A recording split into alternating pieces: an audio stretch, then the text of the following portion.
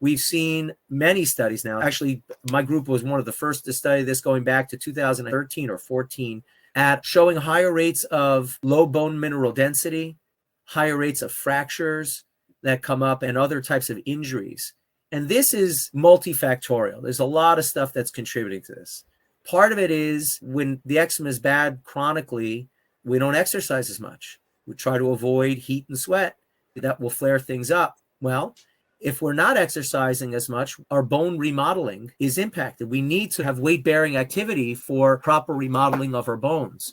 So we lose some of that if we're more sedentary. There's also the problem of using systemic steroids, whether injectable or oral steroids. There's no doubt about it. We know very clearly that those hurt bone mineral density. And so that's one of the reasons why I dread using systemic steroids with any chronic issues, but certainly in eczema. But then there's other stuff as well. When you think about injury risk, patients are sleep deprived. That's going to lead them to being more injury prone.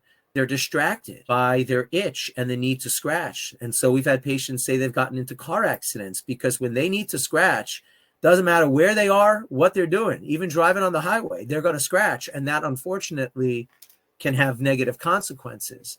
We've had patients with eczema on their feet, and it made it very hard for them to walk. And so they fell downstairs or they were altering their gait and tripped.